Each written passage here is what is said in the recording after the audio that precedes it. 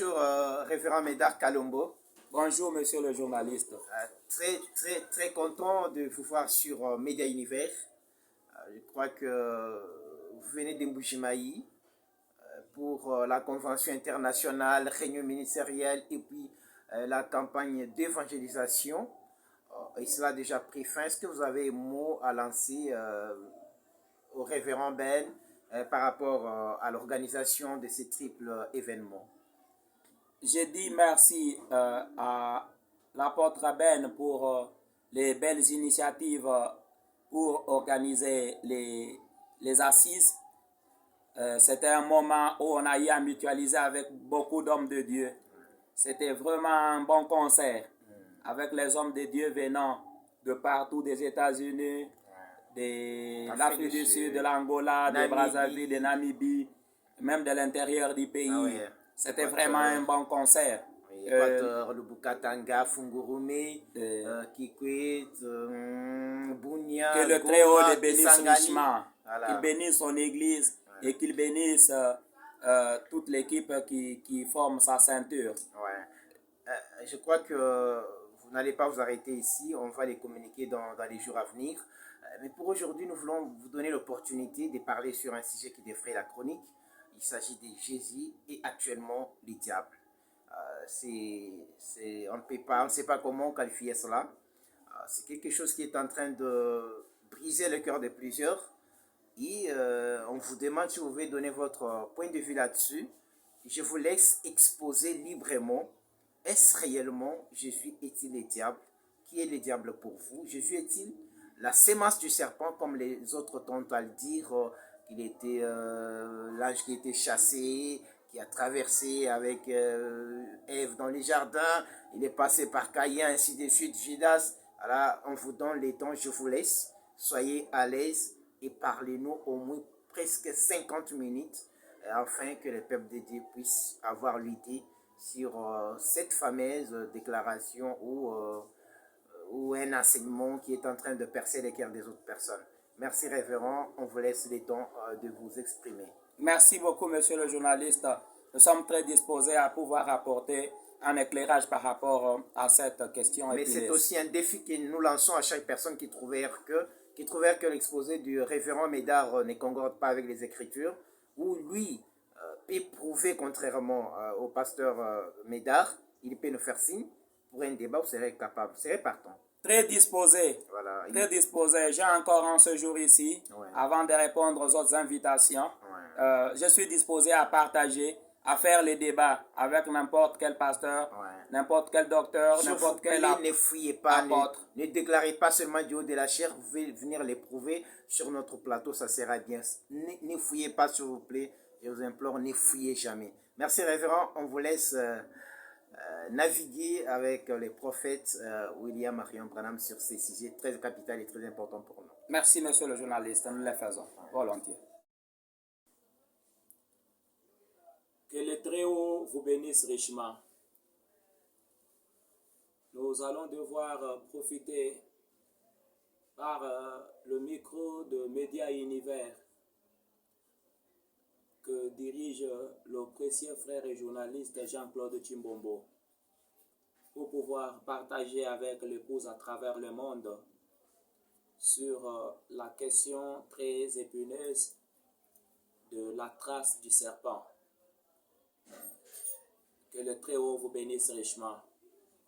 Nous allons directement ouvrir nos Bibles. Nous sommes dans Proverbes chapitre 30, verset 18. Il y a 3 choses qui sont au-dessus de ma portée, même 4 que je ne puis comprendre. La trace de l'aigle dans les cieux, la trace du serpent sur le rocher, la trace du navire de la mer et la trace de l'homme chez la jeune femme. Mes précieuses sœurs, mes précieux frères à travers le monde,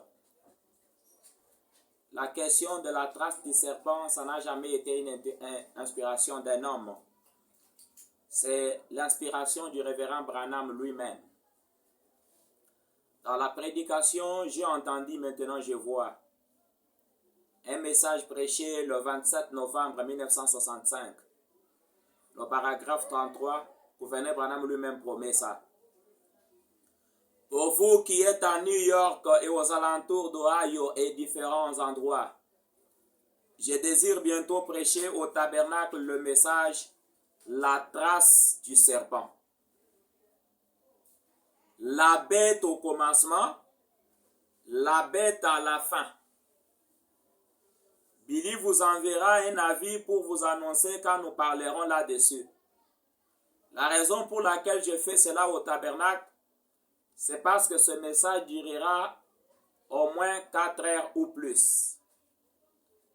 Pour confirmer encore la même pensée sur la trace du serpent, ce n'est pas une inspiration d'un homme parce que l'inspiration de Jean ne nous intéresse pas. Mais l'inspiration du révérend Branham, c'est ce qui nous intéresse de plus.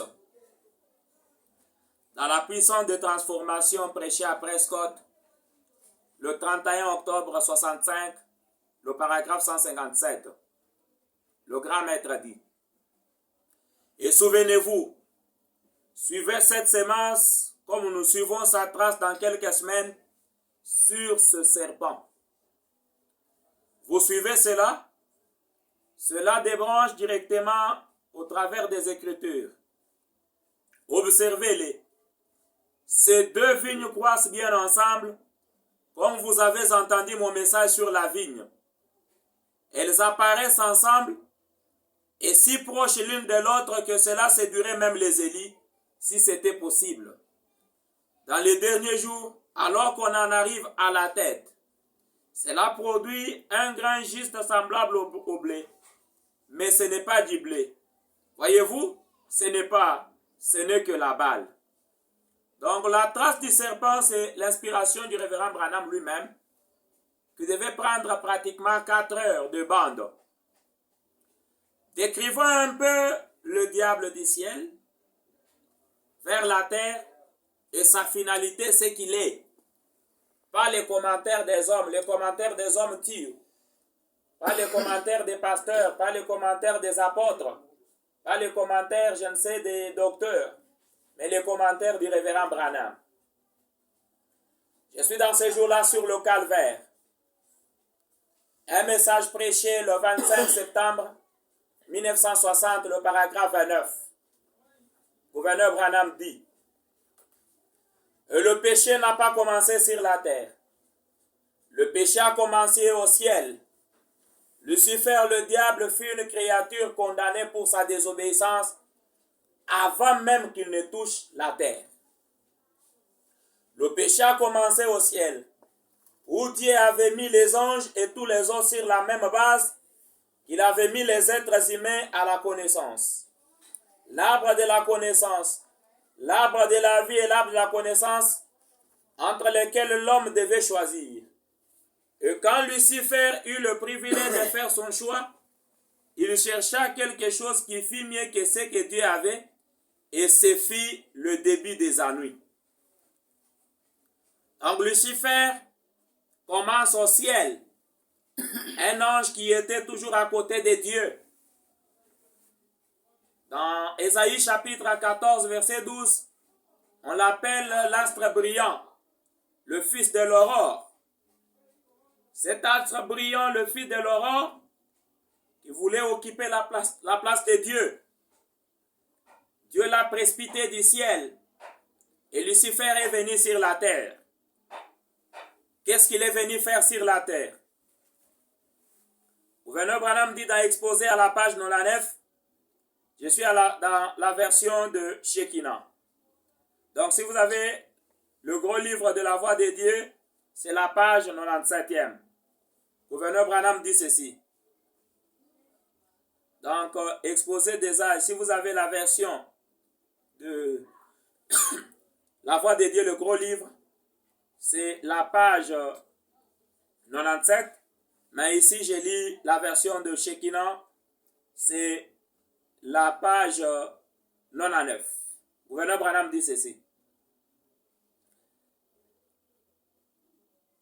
Et Satan a trouvé pour s'introduire dans la race humaine. Il était impossible à Satan qui n'était qu'un esprit créé.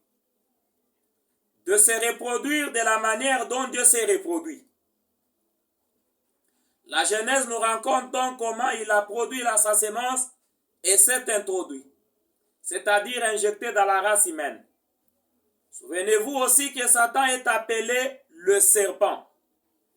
C'est de sa postérité, c'est-à-dire de ce qui a été injecté de lui dans la race humaine que nous parlons. Comment le serpent est entré dans la race humaine? Le diable lui-même est entré dans la race humaine. Le Seigneur Branham dit, dans le signal Roussin de sa venue, un message prêché le 23 juin 63, le paragraphe 114. Me rappelez-vous, la femme a été faite pour l'homme et non l'homme pour la femme. L'homme est la dernière créature de Dieu. La femme est un sous-produit de l'homme.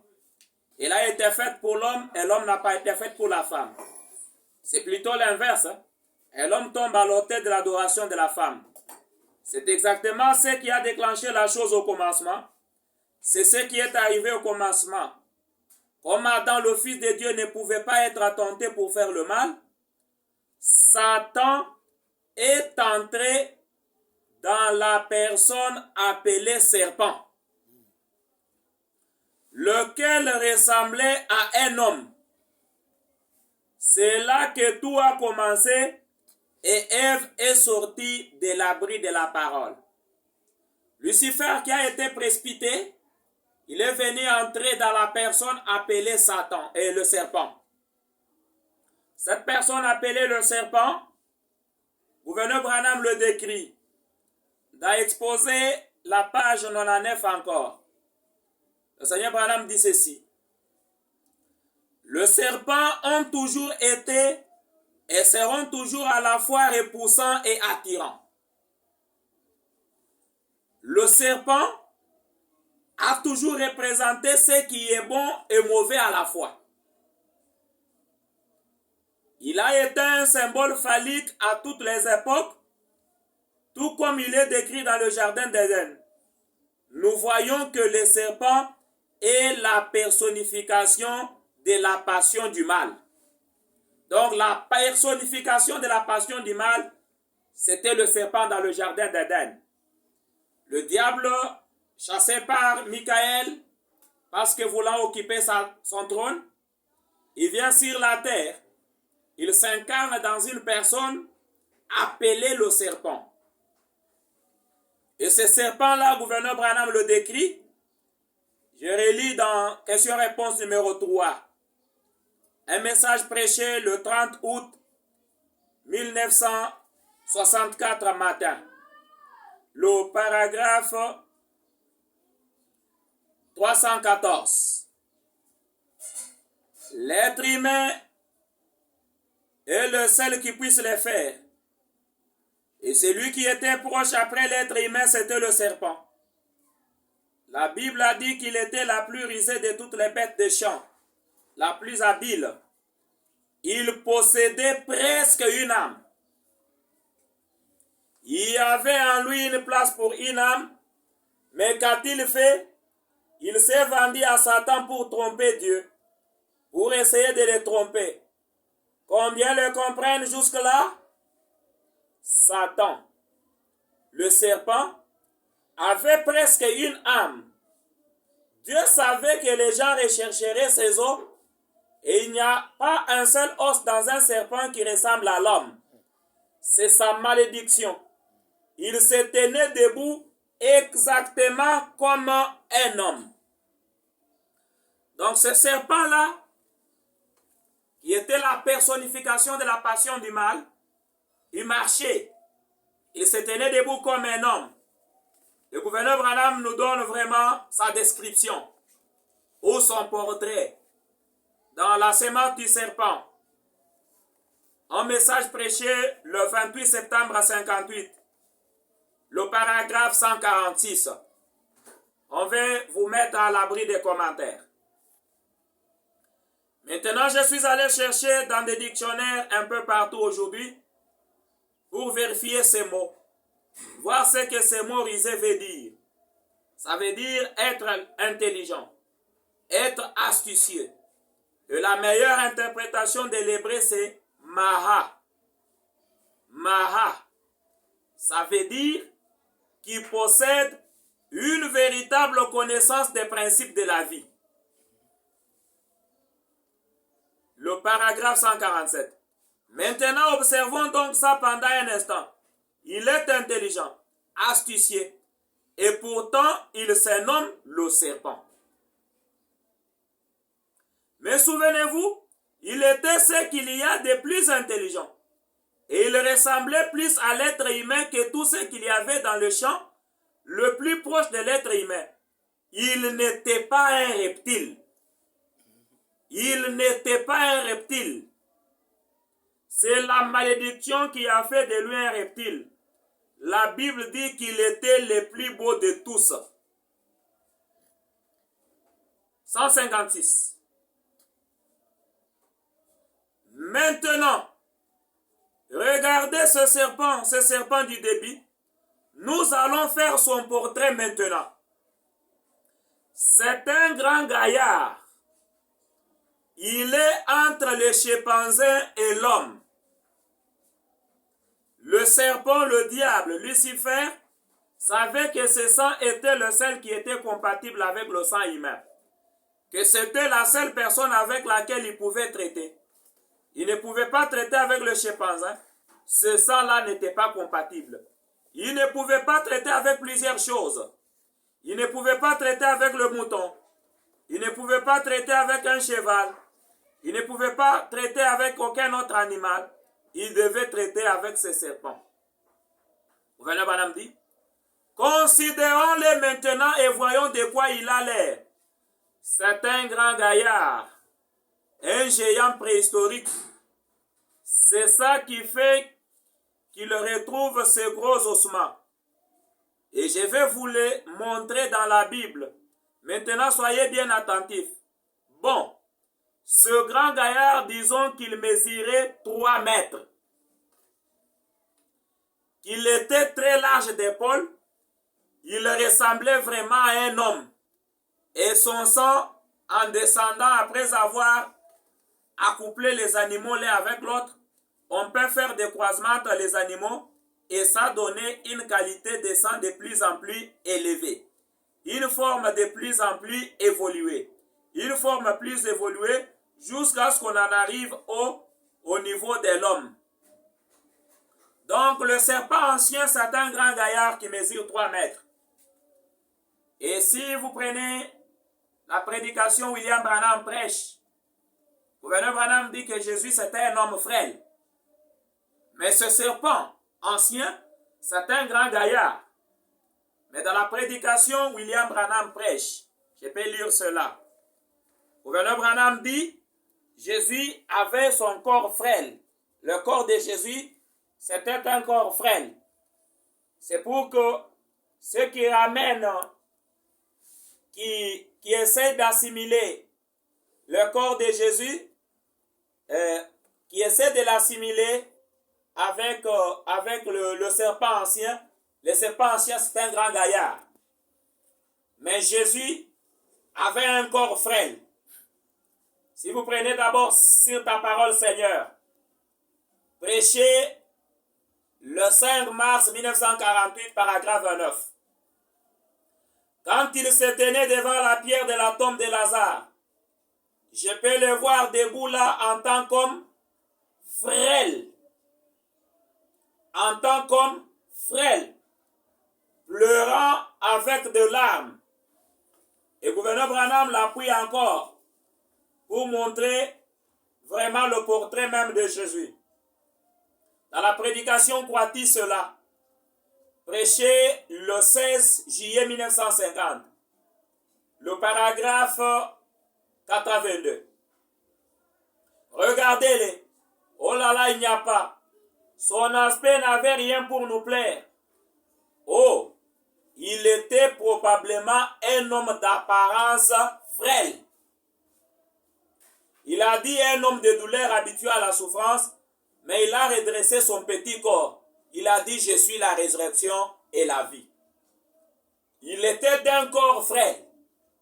Mais le serpent ancien, Le grand géant préhistorique, c'est un grand gaillard qui avait presque une âme, qui marchait debout, qui pouvait parler à même de courtiser une femme. C'est pour que ceux qui voient Jésus comme étant le serpent ancien ajustent un peu leurs lunettes. Peut-être s'ils peuvent justifier qu'il était un grand gaillard là-bas mesurant 3 mètres, peut-être par manque de la nourriture, il était devenu frêle. Si ce n'est pas une hallucination, on va appeler ça comment? On peut évoluer. Lorsque le diable est entré dans ce grand gaillard préhistorique appelé le serpent, Marie n'était pas encore née. Jésus n'était même pas encore né. Et Jésus n'existait pas dans le jardin d'Éden. Dans la demeure future, le paragraphe 319, gouverneur Branham dit, Jésus c'est une créature qui a commencé dans le sein d'une femme. Il a commencé dans le sein de Marie. C'est là qu'il a commencé.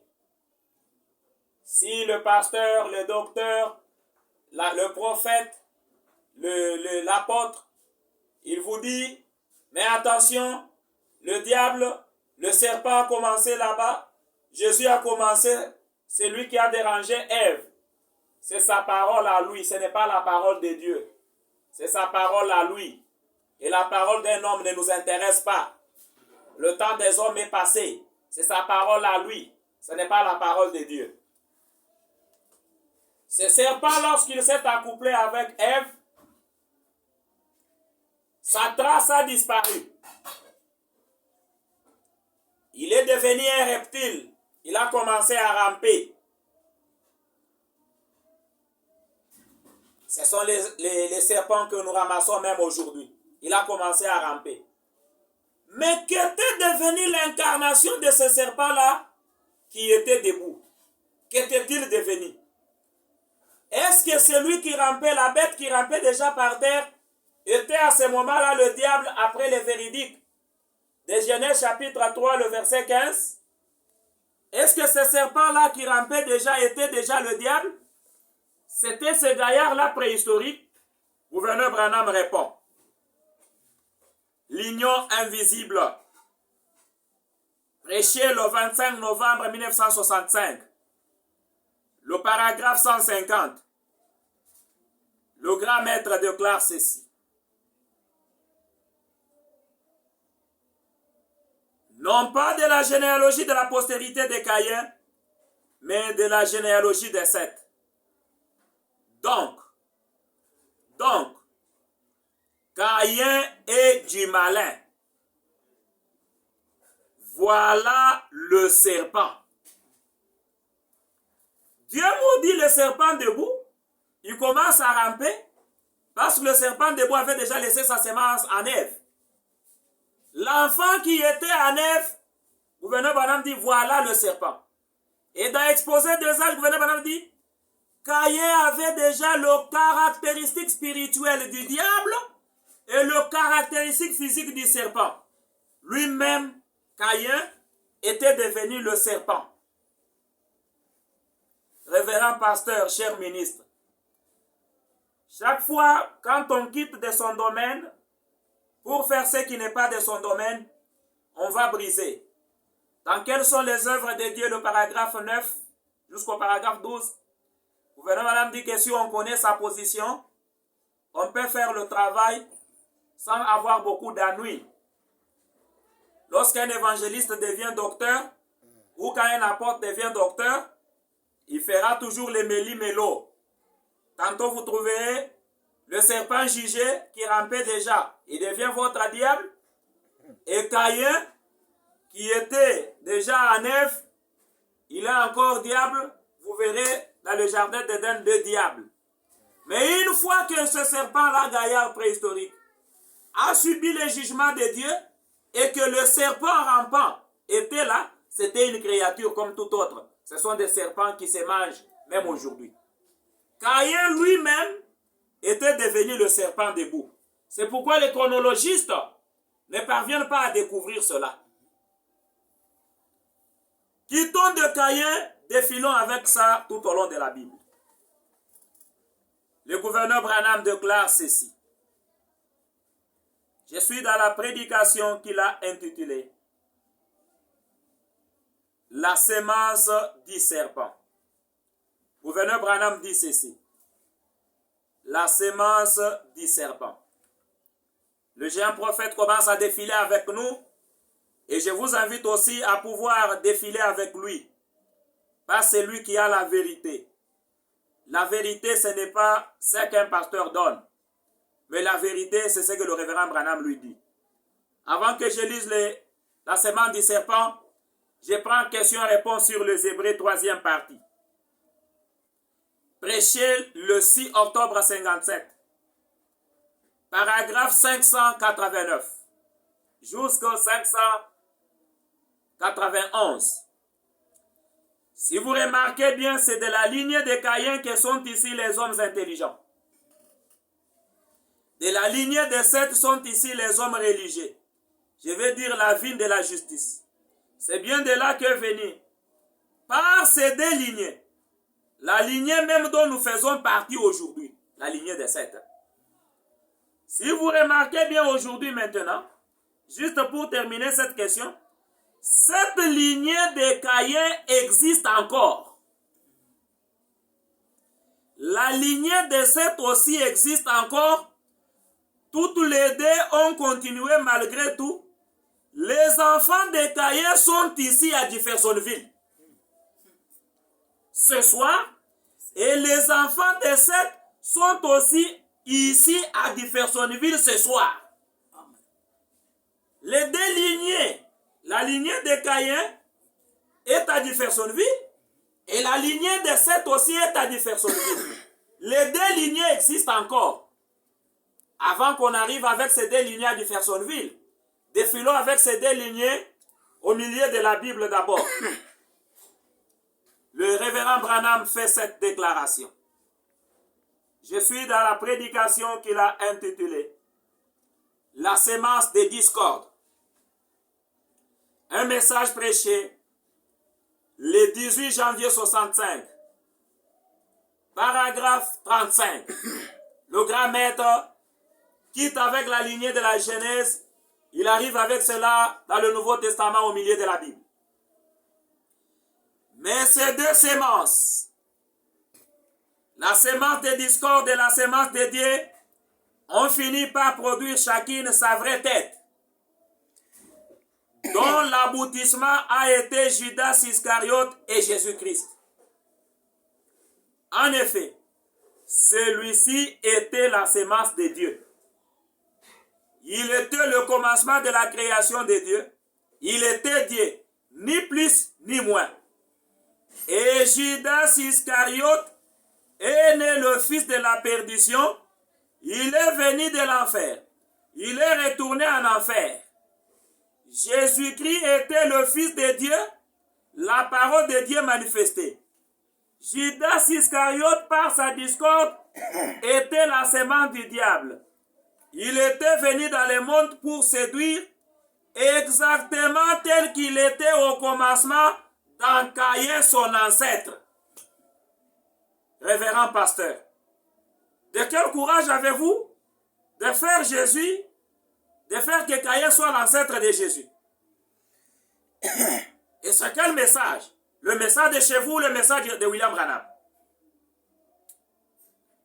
Judas agit tel qu'il était dans Caïn, son ancêtre. Là, par incrédulité, vous allez dire, mais attention, nous croyons cela, mais quand quand Jésus était à la croix, selon ces jours-là sur le calvaire, nous avons même chanté, nous avons des chanteurs qui chantent. Les gens cassent même des chaises. Les gens soulèvent des chaises. Dieu concentra ses efforts. Il a blessé cet animal appelé Satan. Les gens soulèvent même des chaises quand un frère chante ces cantiques-là. Savez-vous qu'il vous a fait avaler un mensonge et c'est un démon? Parce que si vous croyez ce que le révérend Branham n'a pas dit, ou un message disséqué, vous avalez un démon. J'ai lu d'abord ce jour-là sur le calvaire, comme on l'a toujours lu. Paragraphe 55. J'ai lu comme les frères ont toujours lu, comme les chantres ont toujours chanté. Qu'est-ce que cela a eu pour conséquence? Paragraphe 55. Dieu s'est dirigé droit sur le calvaire. Il a blessé pour toujours cet animal appelé Satan. Depuis lors, celui-ci est plus méchant parce que c'est ce qui apporte la lumière à la race humaine. Et tout le monde sait qu'un animal qui est blessé, c'est là qu'il est plus méchant. Il s'étreint d'un lié à lié, le dos brisé. Or, Satan a reçu le coup fatal au calvaire. La terre a prouvé que c'était bien le cas. Le pasteur, lisant seulement le paragraphe 55, il va poser la question à ces croyants qui sont aussi des moutons de panurge, qui ne savent pas aussi lire, ou qui n'ont pas le courage de dire, pasteur, pourquoi vous avez coupé l'écriture? Chanteur, pourquoi vous avez mal chanté la chanson? Il soulève aussi la chaise comme cela. Mais continuons pour découvrir le Satan qui était à la croix et Dieu qui était à la croix pour briser Satan. J'ai lu le paragraphe 56. Le plus grand prix qui ait jamais été payé, le seul qui pouvait le payer est venu le payer au calvaire. C'est là que le grand prix a été payé. Voilà un des points. Dieu avait exigé ça. Aucun homme n'en était digne. Aucun homme n'en était capable. Aucun homme ne pouvait le faire. Alors Dieu est venu lui-même. Dieu est venu lui-même. Il s'est fait homme. Il a vécu une vie humaine sujette aux désirs humains. Il a été crucifié au calvaire. Quand le pasteur coupe 55 là, il l'a toujours fait à dessein. Il a été crucifié au calvaire et là, alors que Satan pensait qu'il ne le ferait pas, qu'il n'irait pas jusqu'au bout, il a supporté Gethsemane et toutes les tentations que n'importe quel homme a jamais supportées. Il a supporté tout ça, exactement comme tous les hommes, mais il a payé le prix. Les pasteurs habitués avec leurs chantres dans leur propre royaume qui n'est pas le royaume de Dieu, ils font des déclarations. Mais à Gethsemane, l'onction a quitté. Quand l'onction quitte, c'est le diable qui rentre. Relisons un peu l'écriture. Le Fils de Dieu manifesté. Un message prêché le 18 mai 1960. Le paragraphe 91. Le grand maître Branham déclare. Dans le jardin de Gethsemane, l'onction l'a quitté. Vous savez, il a dit mourir comme pécheur. Il est mort comme pécheur, vous le savez, non pas à cause de ses péchés à lui, mais à cause des miens et des vôtres. C'est de là qu'est intervenu cet amour. Il a pris mes péchés. Oh là là, il a pris les miens. Quand nous disons qu'il n'est pas mort pour ses propres péchés, les pasteurs dans son royaume avec les disciples de son royaume disent, mais messieurs, l'onction l'a quitté, ce qui vous fait, c'est la nostalgie de Jésus. Écoutez le grand maître. Lorsque l'onction a quitté dans le jardin de Gethsemane, cette onction qu'il avait quittée, c'était quoi?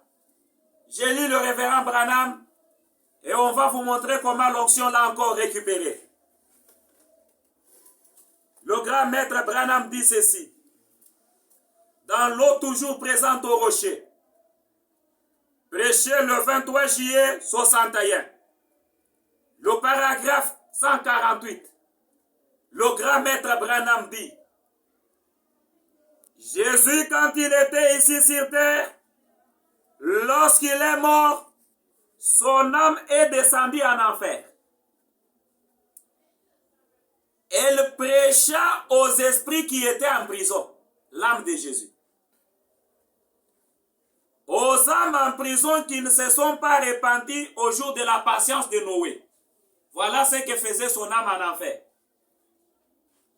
Son corps alla dans la tombe. Mais avant qu'il ne meure, il remis son esprit dans les mains de Dieu. L'esprit alla dans les mains de Dieu. L'âme alla en enfer pour prêcher les âmes qui étaient là. Et le corps était dans la tombe. Écoutez comment les choses se font. Son âme est allée en enfer et son corps est allé dans la tombe.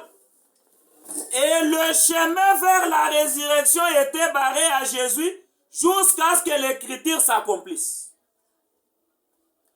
Il ne pouvait pas revenir parce qu'il devait rester dans la tombe pendant 3 jours et nuits. Mais, lorsque l'écriture était entièrement accomplie, cette barre fut enlevée. Son esprit descendit vers son âme. Et son âme vers son corps, et il ressuscita. Pasteur, est-ce que vous comprenez un peu la continuité de la parole? L'esprit qu'il avait quitté là, l'onction qu'il avait quittée, est venue vers l'âme. L'âme est allée vers le corps, c'est alors qu'il y a eu la résurrection. L'esprit est revenu vers l'âme. L'âme est venue vers le corps, c'est alors qu'il y a eu résurrection. Parce que vous voyez maintenant que l'esprit est revenu, hein? L'onction qui avait quitté est rentrée vers l'âme. L'âme vers le corps, c'est ce qui a produit la résurrection. C'est pourquoi même la Bible pouvait dire, dans Corinthiens, si Christ est mort et qu'il n'est pas ressuscité, notre religion est vaine. Si Jésus était mort et qu'il n'était pas ressuscité, le christianisme devait être vain. La résurrection, c'est quoi? C'est la réunion de ces 3 éléments-là qui s'étaient séparés de lui. L'esprit, l'âme et le corps. C'est ce qui produit la résurrection.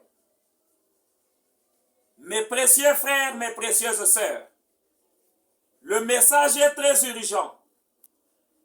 Et point n'est besoin de céder aux interprétations charnelles, aux cantiques sans inspiration même.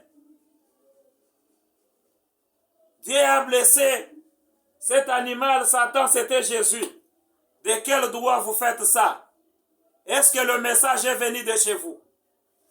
Le révérend Branham déclare ceci. Dans la prédication qu'il a intitulée « Le parent rédempteur », le gouverneur du monde fait cette déclaration. Le parent rédempteur. Le gouverneur Branham fait cette déclaration. Paragraphe 177. Un message prêché le 2 octobre 60. Paragraphe 177. Le gouverneur Branham dit ceci. Alors Christ est venu et s'est fait homme pour ôter nos péchés, pour nous racheter, le voyez-vous.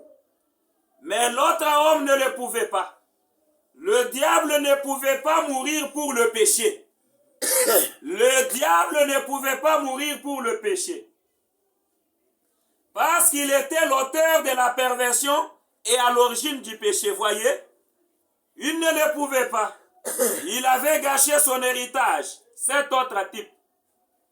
Satan ruinerait les siens, parce qu'il est un diable. Il ne pouvait devenir un autre diable pour éliminer le diable, le premier diable. Il ne pouvait pas devenir péché parce qu'il était déjà péché. Mais Christ qui était sans péché est devenu un pécheur. Il a pu nous racheter. Alléluia. Nous sommes rachetés. Nous sommes rachetés. Cela signifie être ramenés. Nous sommes rachetés. Il ne pouvait pas être un diable pour ôter le péché. Ça brise la continuité de la parole. Là, je donne ma main à couper pour qu'on me donne un demi-paragraphe où le diable peut venir porter le péché. Maintenant, avec la fameuse mauvaise lecture du paragraphe 55 de ce jour-là sur le calvaire, qui était le diable qui était à la croix? Relisons un peu le prophète Branham. Je prends d'abord le parent rédempteur, là, le paragraphe 183. Qu'a fait Jésus pour le faire? Il a témoigné publiquement alors que Satan ne pouvait pas mourir pour le péché. Car il était pécheur. Il est le père des péchés. Mais Jésus, lui, qui était l'innocent.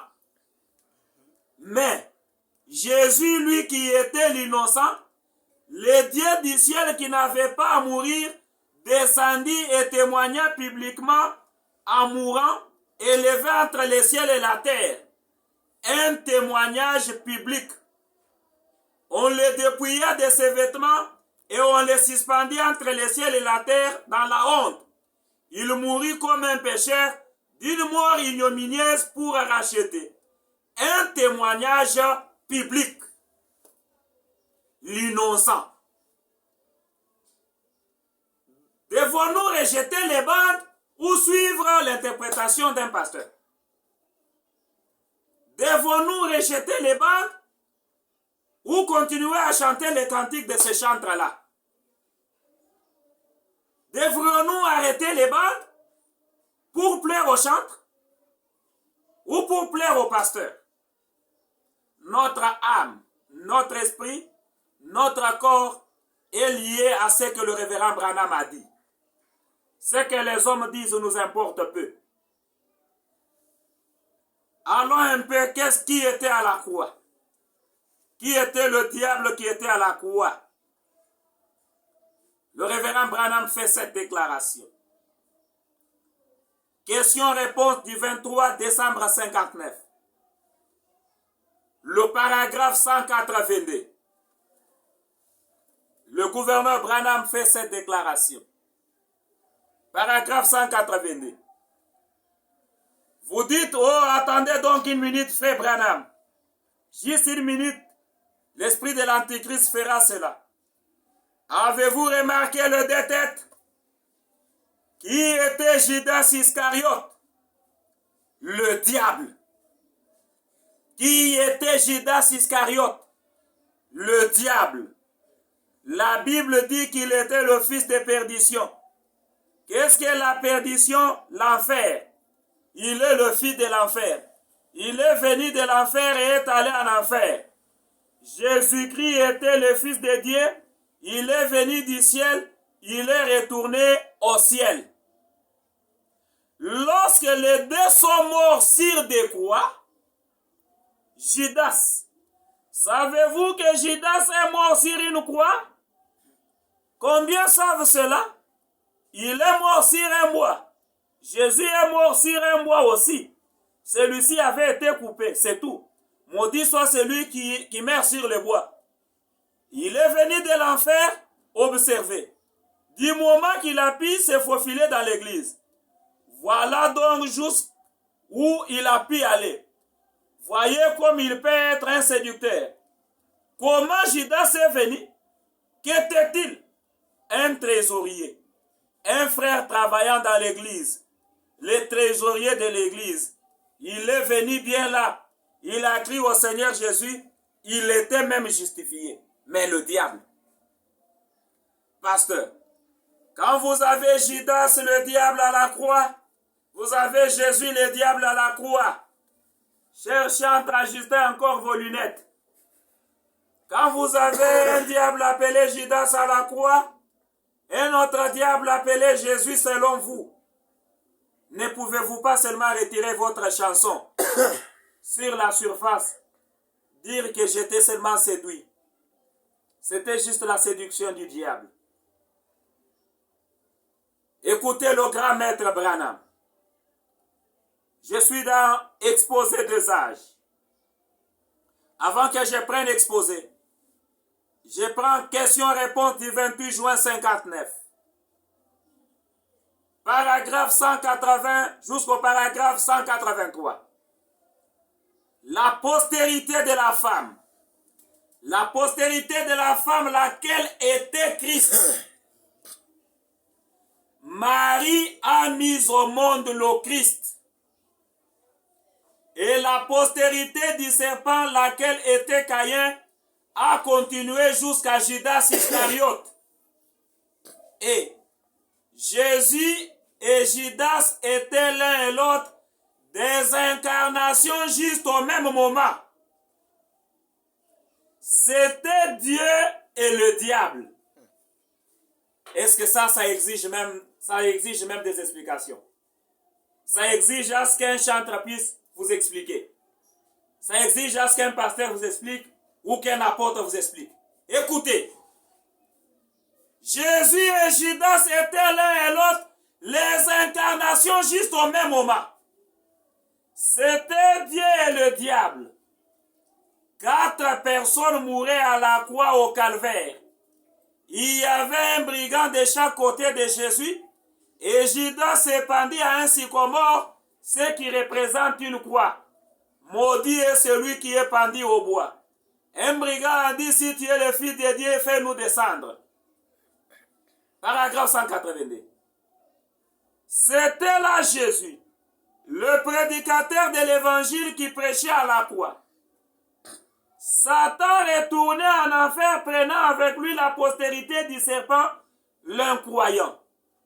Dieu retournait au ciel prenant avec lui un pécheur et repentant, la postérité de la femme.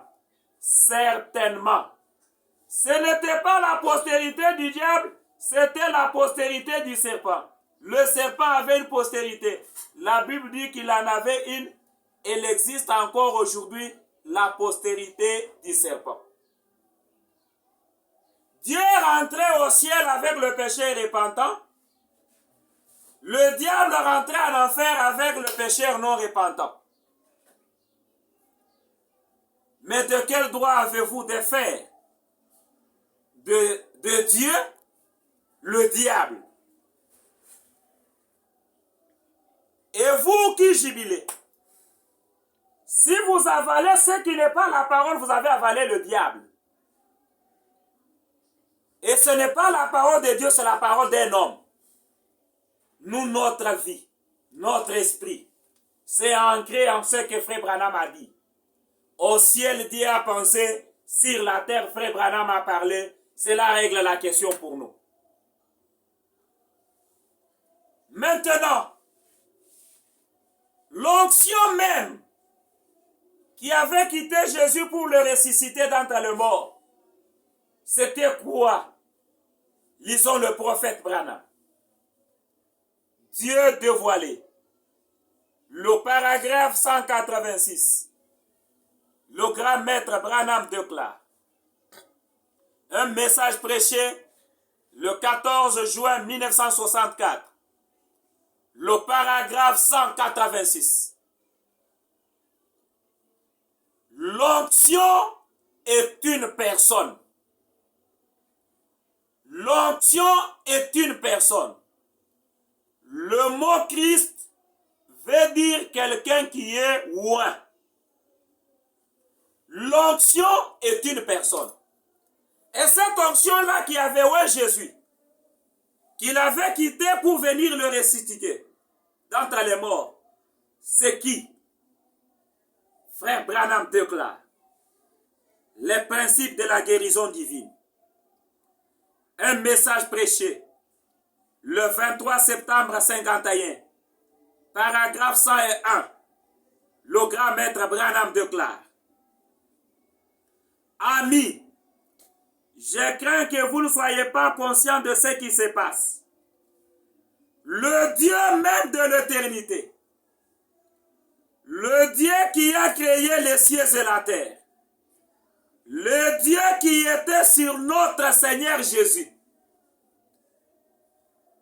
celui qui l'a ressuscité d'entre les morts, qui loignait, il allait ça et là faisant du bien,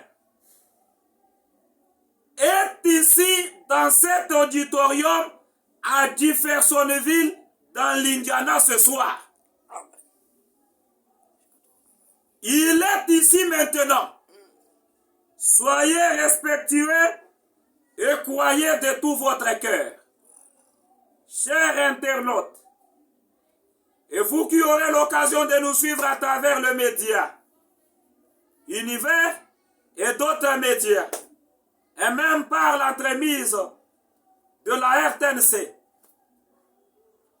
est-ce que vous pouvez pointer le Dieu de Jésus à Jeffersonville?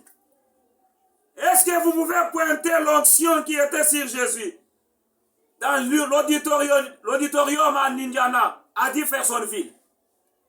Pouvez-vous pointer aux gens cela? Cette onction qui était sur Jésus, qu'il avait quitté, c'est une personne. Qu'il a ressuscité d'entre les morts, c'est une personne. Et cette personne se trouve à Jeffersonville, en Indiana. Vous soyez seulement respectueux. C'est un homme, ce n'est pas un vent. Que le Très-Haut vous bénisse très richement. Nous pouvons descendre pour un peu toucher la fameuse vision de mais qu'en est-il de la question de Jésus comme étant serpent? Est-ce que Jésus c'est le serpent ancien qui était le gaillard préhistorique? Lisons le prophète Branham. Sans commentaire. Le grand maître Branham lui-même nous donne la réponse. Révérend, vous n'avez que 2 minutes pour terminer. Merci beaucoup, monsieur le journaliste. Je prends la prédication qu'il a intitulée « Le péché impardonnable ». Prêché le 24 octobre 54, le paragraphe 180. L'être le plus élevé dans le ciel, Dieu lui-même, est devenu l'être le plus bas sur la terre jusqu'à symboliser le serpent. Dieu qui devient sur la terre jusqu'à symboliser le serpent. Savez-vous cela? Il était le serpent des reins dans le désert. Est-ce vrai? De la chose la plus élevée de toute l'éternité à la créature la plus basse de la terre. De l'être le plus saint qui soit à l'être le plus impur qui soit.